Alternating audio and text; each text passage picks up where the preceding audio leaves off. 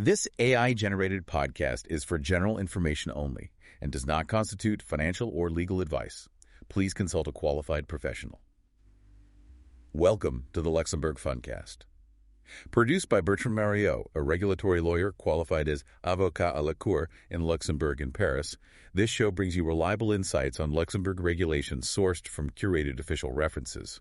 This episode is current as of 12 April 2026. It is a real privilege to be here to examine these structural frameworks with you today, focusing entirely on the precise operational realities of the market. Yeah, it's great to have you. I mean, imagine trying to build a sophisticated commercial structure, right? Mm-hmm. But halfway up, you realize the architectural plans, well, they use drywall for the foundation instead of reinforced concrete. Right. That would be a serious issue. Exactly.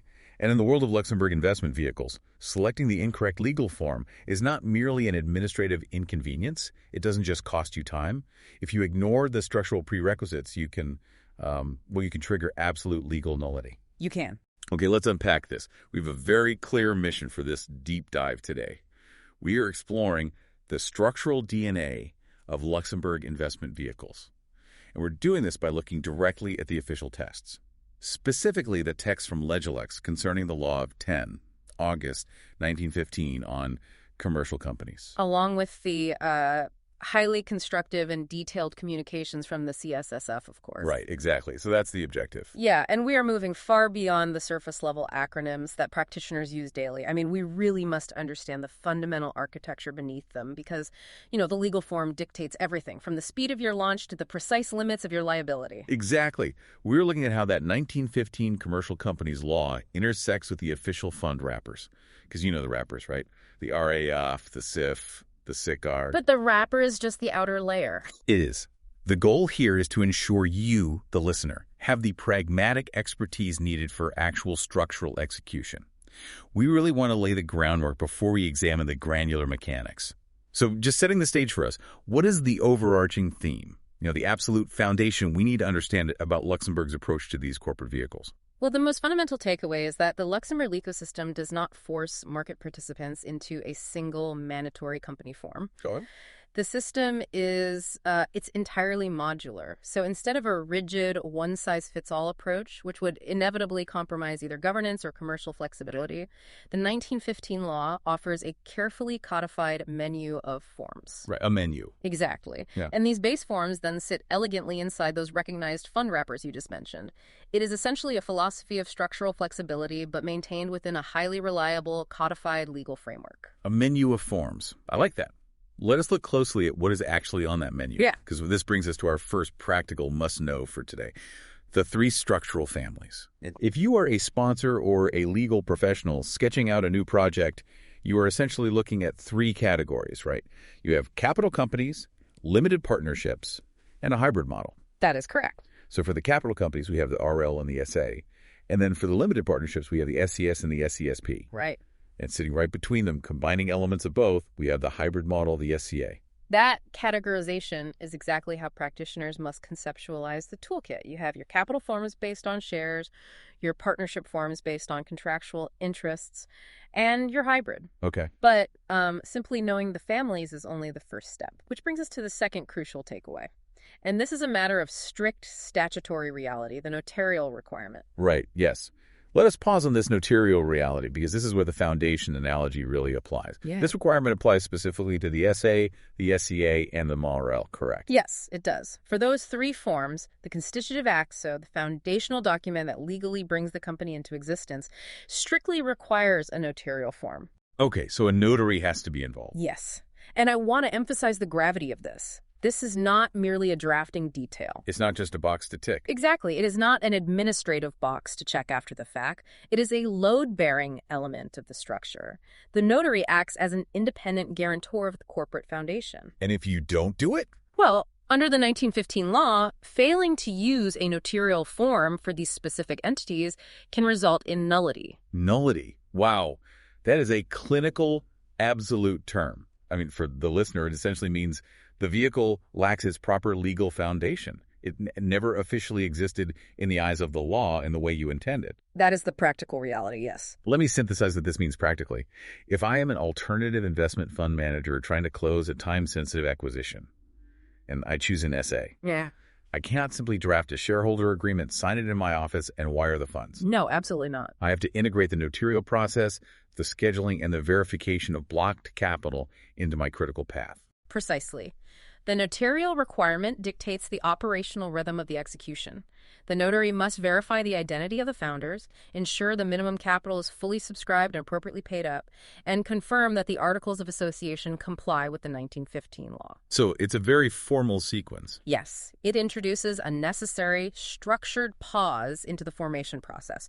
Now, if we contrast that structured corporate formation with our third must-know takeaway, we must look at the SCSP, or the Special Limited Partnership. Yes. The SCSP anomaly. I call it an anomaly because, well, it stands out so distinctly from the corporate forms we just discussed. It does. The 1915 law expressly states that the SCSP does not constitute a legal personality separate from its partners. But wait, let me just push back on how that works in reality. If the SCSP has no distinct legal personality, how does it actually interact with the outside world? That's a very common question. Right. I mean, who is signing the bank agreements or the asset purchase contracts? That is an essential clarification. Because the SCSP lacks separate legal personality, it cannot act on its own behalf. Okay. All actions, all contracts, and all external engagements are carried out by the general partner, acting on behalf of the SCSP. I see. By removing the separate legal personality, the law provides an extraordinary degree of contractual freedom. It aligns closely with standard international partnership models, particularly those familiar to Anglo-Saxon managers. While remaining rooted in Luxembourg law. Exactly. Firmly rooted in the codified Luxembourg framework. So the general partner acts as the operational conduit. Right. So we have this menu of three families. We have the strict load-bearing notarial requirements for the corporate and hybrid forms. And we have the highly distinct, purely contractual nature of the SCSP. Yes, that is the landscape. To fully grasp how to deploy these tools effectively, we really need to look at the who, what, where, when, why, and how of the core legal definitions. Contextualizing these forms within their operational reality is really the only way to translate regulatory theory into disciplined execution. Right, so let us start with the who and the where, because this matters directly to sponsors, alternative investment fund managers, general partners, and boards of directors who are building a vehicle under Luxembourg domestic law. It does. And we need to be clear about the hierarchy of texts here. By domestic law, we mean the 1915 Commercial Companies Law, read in conjunction with the relevant sectoral laws. Exactly.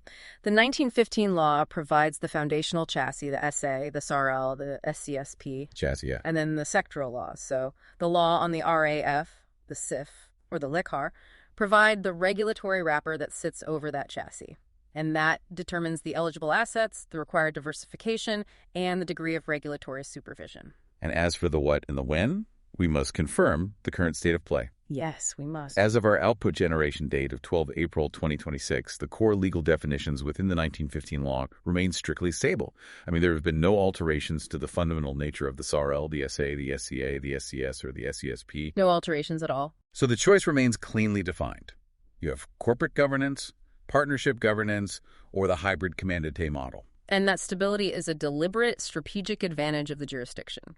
Market participants require legal certainty to plan fund life cycles that often extend for 10 or 12 years. Yes, Yep. That stability is absolutely essential.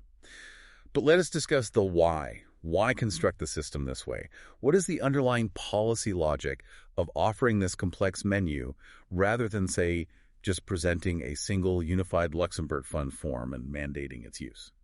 Well, the policy logic is deeply pragmatic. The objective is to match the legal form to the specific commercial needs of the mandate. Okay. A sponsor does not just need a vehicle to hold assets, they need a machine to execute a specific strategy. So they must consider how control should be exercised over a decade. They must analyze how liability must be allocated among quite diverse participants. Right. They must determine the execution rhythm of the fund. Will there be rapid ongoing capital calls or just a single upfront subscription? So it's about fit. Precisely. The framework allows practitioners to select a form that mathematically accommodates those variables, rather than relying on familiar acronyms or trying to force a complex private equity strategy into an unsuitable, rigid legal shell. Form follows function. Yeah. I like that. So let us get into the how. Let us do a thorough examination of these forms, starting with the capital companies. Walk us through the SRL and the SA, and specifically explain the friction points that differentiate them. Let us start with the SRL. Certainly. The SARL is the private limited liability company. Under the 1915 law, its minimum capital requirement is 12,000 euros. Okay, 12,000 euros. Yes.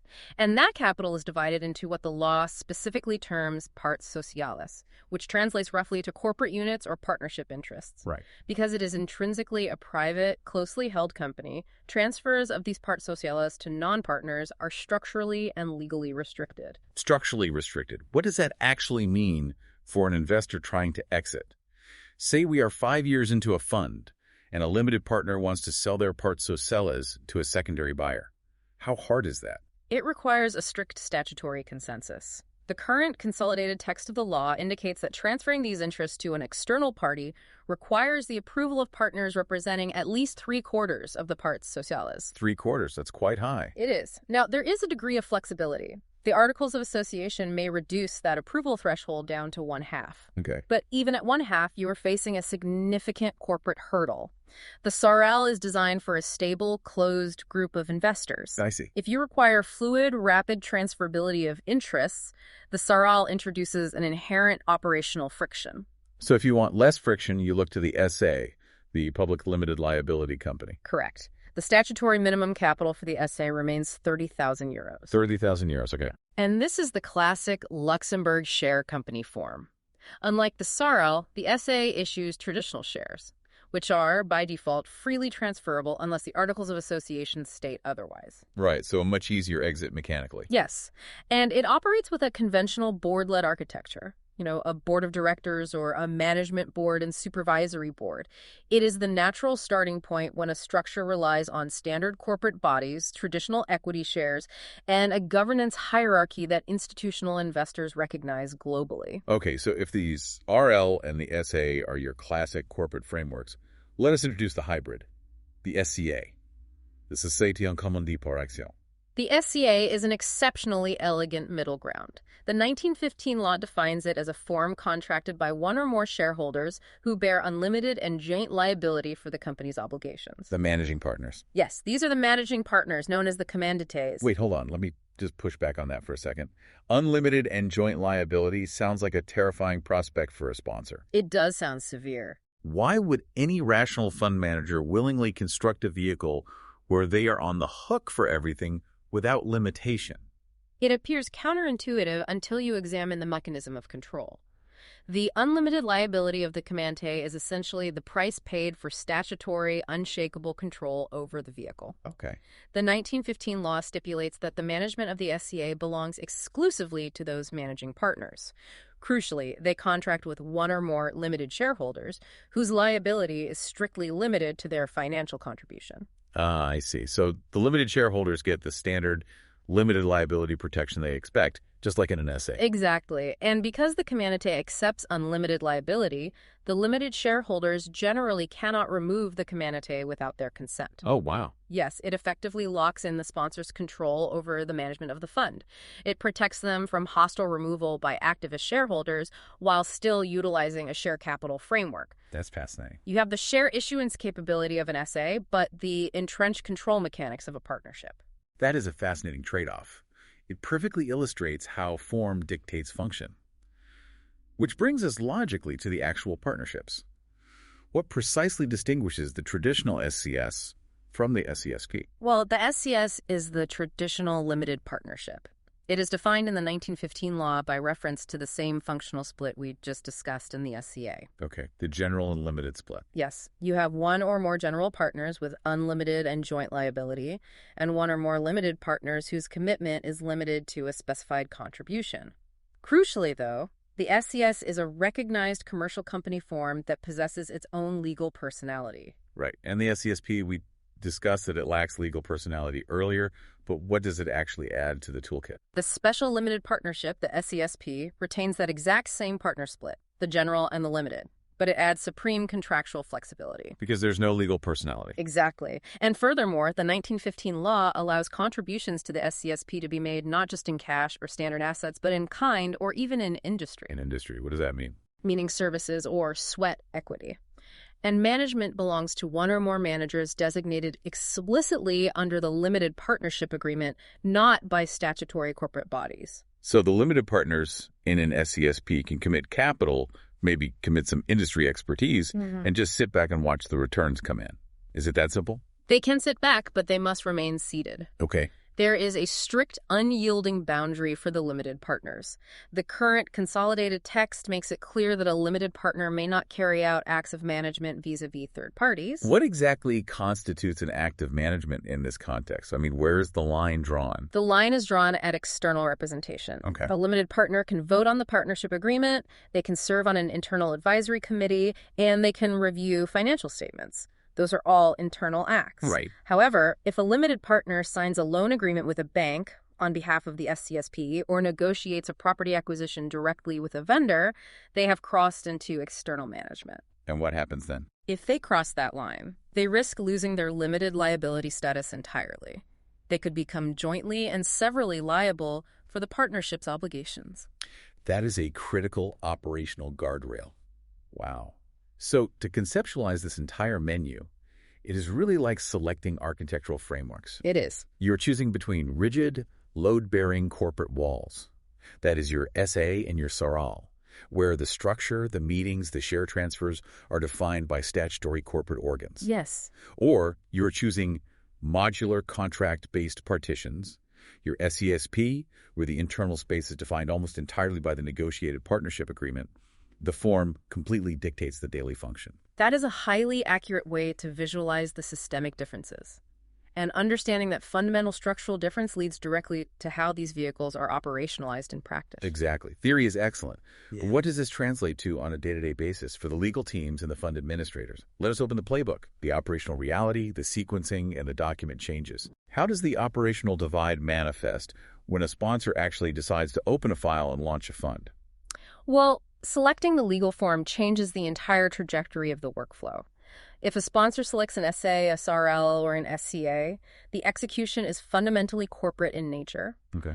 The legal file immediately requires drafting formal articles of association. You are defining share terms. You are scheduling mandatory corporate approvals. You are conducting beneficial owner analyses based heavily on formal share registers. Right. And as we discussed earlier, you are coordinating heavily with a notary. Because of that load-bearing notarial requirement, the notary is essentially the building inspector who must sign off on those corporate walls before the structure can be occupied. Precisely. The SA, the SCA, and the SRL carry a heavier incorporation formality.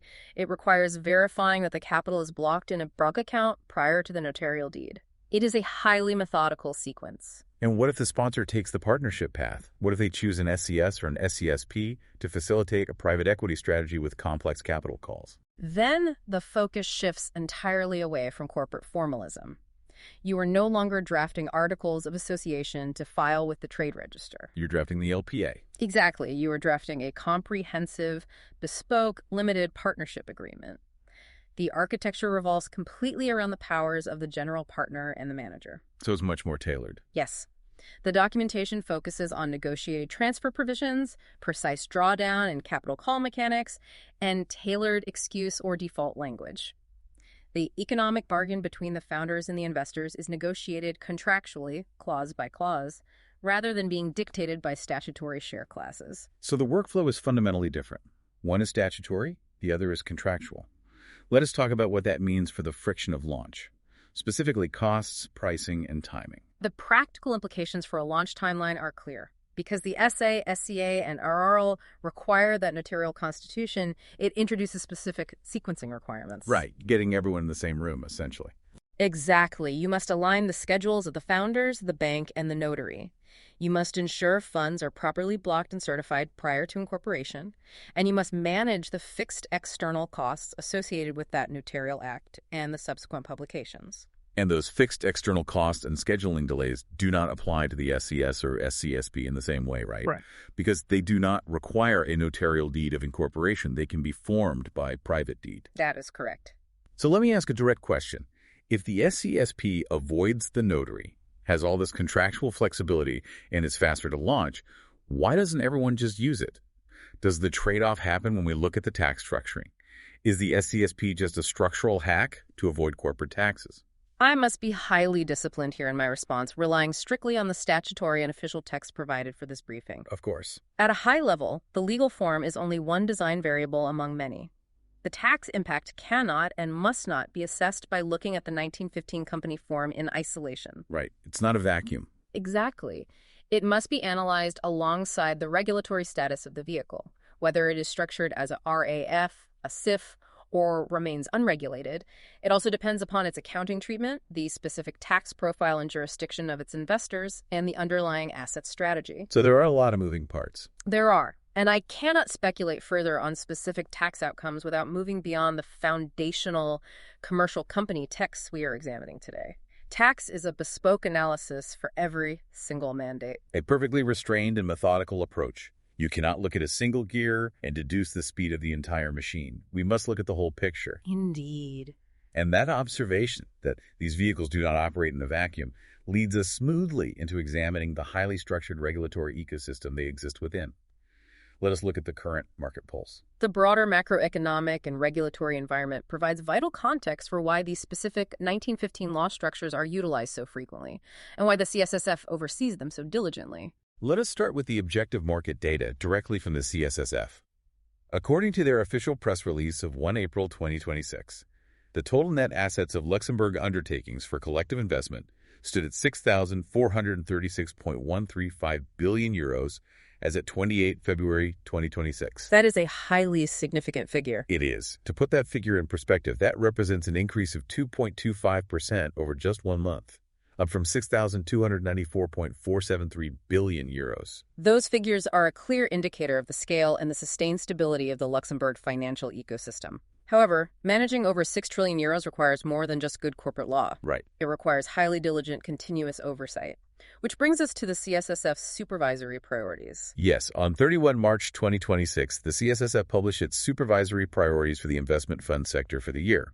I noted it is a highly constructive and transparent agenda, providing the market with very clear expectations. It is very clear, yes. What are the core focus areas for boards of directors managing these SAs, SCAs, and general partners? Well, the CSSF has outlined several key themes designed to ensure the continued robustness and integrity of the sector.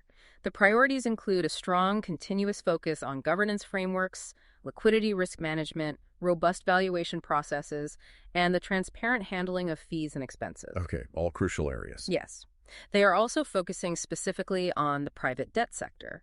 And importantly, there is a major emphasis on digital operational resilience under the DOR framework. Let us clarify DOR for the listener just briefly in relation to these structures. DOR refers to the Digital Operational Resilience Act. For the boards of these 1915 law entities, whether it is the board of an SA or the board of a general partner managing an SCSB, it means they must maintain comprehensive oversight of their IT and cybersecurity risks. So they can't just outsource it and forget it. Exactly. It is no longer sufficient to simply delegate IT to a third party and forget about it. The board must ensure the operational resilience of the vehicle's infrastructure. That is a very comprehensive, forward-looking agenda. And within that supervisory framework, anti-money laundering and counter-terrorist financing remain absolutely central. Absolutely. It is vital to frame AML and KYC not as passing regulatory initiatives or temporary trends, but as permanent structural pillars of the Luxembourg ecosystem. Permanent pillars, yes. The CSSF's diligent, ongoing oversight in this area is a testament to the jurisdiction's commitment to the highest standards of financial integrity. Compliance with AML and KYC directives is foundational to every single structure. Every SA, RL, or SCSP we have discussed today. You simply cannot build a compliant vehicle without integrating these pillars from day one. Alongside those permanent pillars, the CSSF is also rolling out specific operational modules to assist the market. I'm looking at the 10 April 2026 communication regarding liquidity management tools, or LMTs. Yes, the CSSF has been extremely clear and proactive in guiding the market through this implementation. They really have. The communication detailed the methodical rollout of specific reporting modules for LMTs.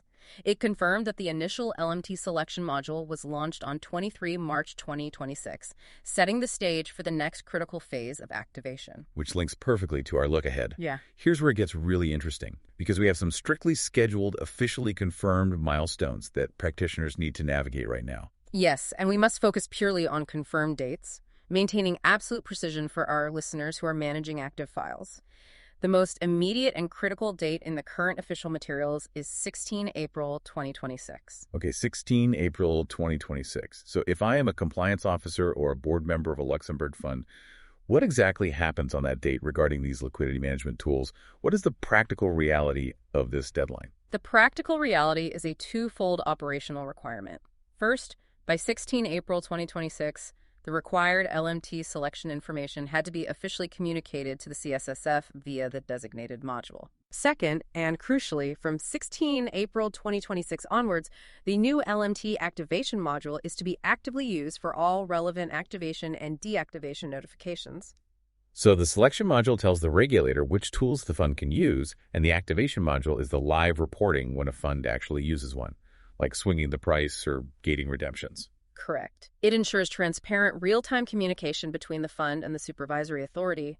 This specific timeline applies to Luxembourg-domiciled UCITES, their management companies where applicable, and Luxembourg-authorized AIFMs managing open-ended AIFs. It is a clear, definitive operational milestone.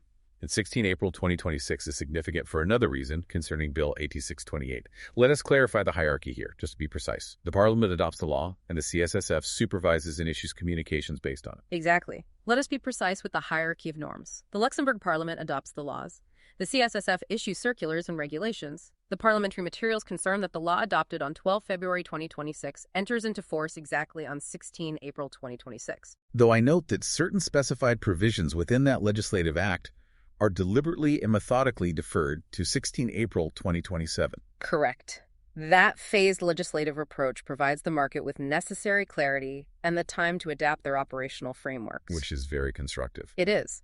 Now, while this law shapes the broader liquidity and AIFM backdrop, it is crucial to reiterate for our core topic today that these developments do not alter the foundational company form definitions we have analyzed. So the SA, the RLL, the SCSP. Yes, this RLL, SA, SCA, SCS, and SCSP.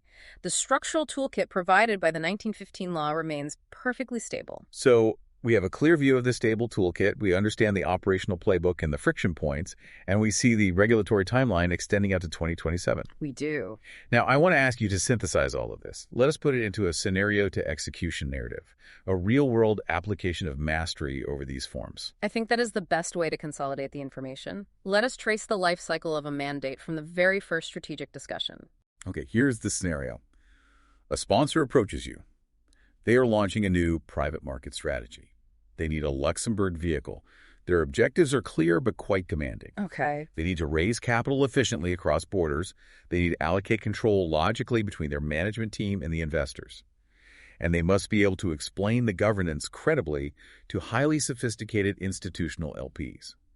Once closings occur and transfers begin, the vehicle needs to operate smoothly without constant administrative gridlock. Right. In that initial meeting room, the first task is never to deliver a theoretical lecture on the 1915 Commercial Companies Law. No one wants that. Exactly. The first task is to deeply identify the commercial imperatives of the sponsor. You must build a rigorous decision matrix. What goes into that matrix? You must determine the specific control requirements. Who needs to make the daily investment decisions? Who is willing to accept unlimited liability, and who strictly requires limitation? Do the economics of the strategy naturally sit in standard corporate shares, or do they require the highly bespoke, sequential nature of partnership interests? So instead of asking which acronym do you want, Helford, you are asking, how does this machine need to run? Walk us through the outcomes of that decision matrix based on the forms we discussed. Well, if the sponsor determines that the structure requires classical share capital, a familiar board of directors, and a conventional corporate shell, perhaps because their specific investor base is primarily composed of institutions mathematically more comfortable with standard equity and statutory protections, then the matrix points us directly towards the SA. Or the RLL. Yes. If it is a closely held arrangement among a very small group of founders who do not require free transferability, the matrix points to this RLL. But what if their strategy is private equity or infrastructure, relying on capital calls over time, complex waterfall distributions, and highly negotiated default clauses for LPs who miss a call? If the commercial design is built around commitments, drawdowns, heavily negotiated governance, and a highly contractual allocation of rights and obligations, then forcing that dynamic into the rigid walls of an SA creates unnecessary and ongoing friction. Right. In that scenario, the matrix points clearly to the SCS or the SCSP, where the limited partnership agreement provides the exact tailored flexibility required to govern those complex economics. And if we look at that third path, if they have a specific need to maintain absolute, unshakable control over the management, but they still need to offer a standard share-based product to their investors, Then the SCA is the highly disciplined answer. If control must remain firmly locked with a commandite, an unlimited managing partner, but the limited investors require the familiarity and transferability of a share-based form, the SCA provides that precise hybrid architecture. it's a very clever structure. It is not a compromise between two conflicting ideas. It is a targeted, elegant, structural solution explicitly provided by the 1915 law.